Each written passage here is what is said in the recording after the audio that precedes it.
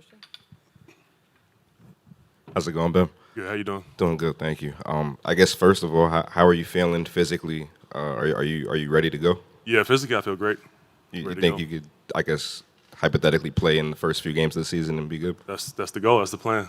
Copy. And second, just what was it like being a part of this organization while everything was falling into place during the offseason when you had kind of the trade request, the contract negotiations? What was it like just watching all that, wondering where you would be in all of it? There was a lot going on, but for me, I got to focus on the first thing was my health, getting back on the court. So that was my priority. Besides that, I worry about what I can control, and everything else. That's what it was. So for me, I had to prepare for the team. Ben, I got two for you. Just starting with training camp tomorrow, will you be fully cleared for everything? Ready to go.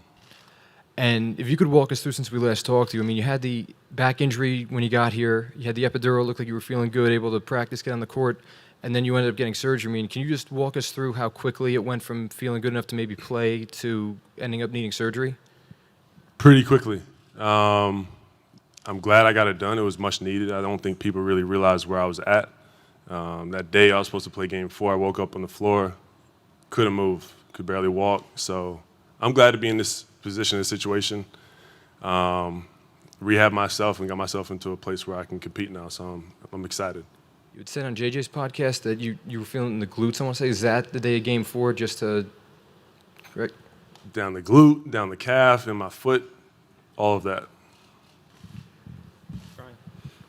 Hey, Ben.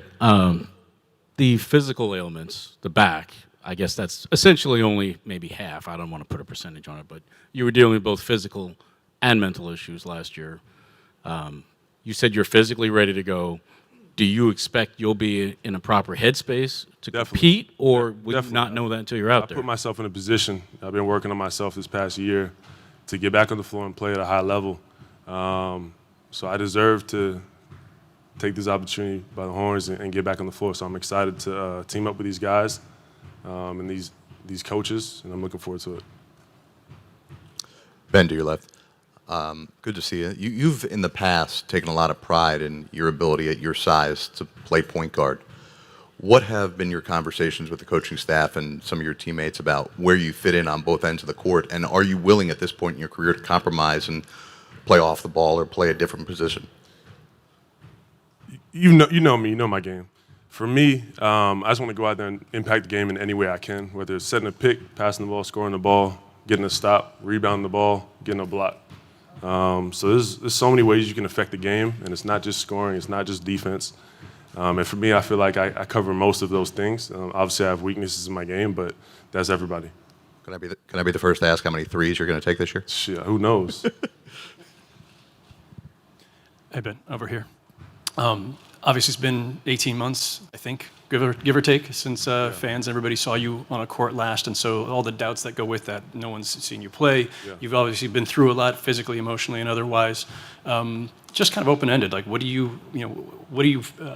different about you the next time NBA fans see you on a court? What are you expecting from yourself? That's up for everybody else to decide. That's not to me. I'm going to go out there and play. I'll let everybody else talk. I know it's your job to ask questions and stuff like that, but for me, my focus is going out there and doing what I can for my team to win, and in any way I can. So, expectations, that's for you guys. Well, and in terms of just the way you now fit with obviously 2 other big stars on this team, Yeah. and Kevin Durant and Kyrie Irving, 3 of you have never played together. So, do you have any sense of and have you been envisioning what that looks like? We've been playing all week. Yeah. How's that looked? Oh, incredible. Ben, right here in the middle. I remember in February when you mentioned or disclosed to us that you had dark days and a lot of people didn't really know what was behind the curtain. How are you mentally now, and what can you do to make sure that those feelings of frustration and that darkness doesn't resurface during the season? That's just working on yourself, and I feel like everybody has dark days, but when you're able to address it and work towards getting to a place where you need to be, that's where I am. So for me, I work on myself every day.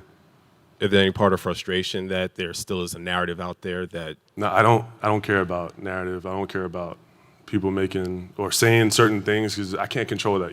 All I can do is focus on what I can do on the court, win games, help this team win a championship. So that's the end goal for the Nets. Obviously, we're here for one reason. Hey, Ben. It looked like at one point you were maybe a day away from finally getting to play with Kevin and Kyrie, Yeah. and then it didn't happen.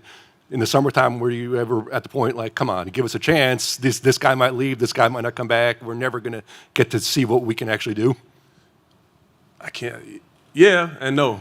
Like obviously, you know, somebody asked for a trade. Kai wasn't around. Like different things were going on, but I can't. I don't worry about that stuff because I can't control it. You know, obviously it's a blessing to be able to play against a lot of talented players or play with them. Sorry. But I just focus on what I can contribute and do for this team, and in that moment was getting healthy. Ben, you mentioned you feel like you're in a good headspace right now. What gives you the confidence that not only that you can stay there in the moment, but stay there throughout the season, no matter what happens? Because I put a lot of time and effort into myself. What went into that?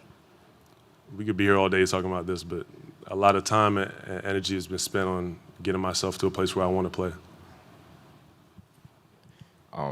Ben, in terms of, back injuries can be tricky sometimes, right? And this has flared up for you a few times. Just is there like a maintenance portion of it where you have to just like routinely make sure that you're not Every overloading day. it?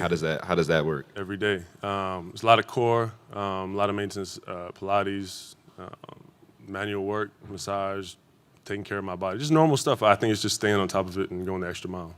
Does the recurrence of back issues give you any, I guess, precautions on how you play, or are you just going to go out there and play? I don't want to be on the court if I can't play, Ben, right here. You said that you can't be concerned what the media says, what the public thinks, all of that. That's too much for you. But what about your peer group, guys you play with, guys you play against? Do you feel like that there's questions from them about you that you want to clear up with your play on the floor, your availability? People I play against? Yeah. No, I don't care about people I'm playing against. I'm worried about my teammates here, my coaches, and this organization. Ben, to your left. This is kind of a different looking roster than what ended the season last year. They're getting you back in the mix, Joe Harris, some additions over the summer. I mean, what do you see from this team stylistically about how you guys are going to play and look out there? I think we got a team that wants to run, and guys who can make plays, obviously, push the ball, get out in transition, and obviously guard, too. We got some great new additions. And defensively, I think we're going to be great.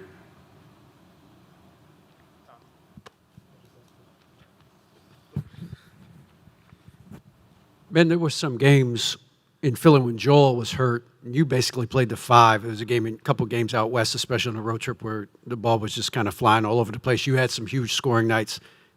Does it seem like maybe roster-wise this could be a little similar to that, the way you guys played then? Yeah, I think obviously not having, a guy like Joel on the team, he's so dominant in the post, allows us to get out and run more, move the ball a lot more. And obviously the weapons we have, from the arc is incredible. So I'm looking forward to playing with these guys, and I think, the chemistry is going to grow.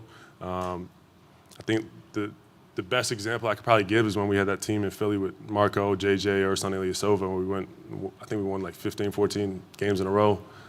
So I'm excited. The roster, I like the roster. I'm excited to play with these guys. I think, it's a good opportunity for us. We have a lot to prove, so. Ben, is there a deeper, right here in the middle, is there a deeper meaning to changing your number? Are you trying to leave what happened in the past? I know you said on the podcast you were excited just with the jersey change and everything. Nah, it wasn't that deep. I would have had 25, but I think it's retired. Thanks, Ben. All right, thank you.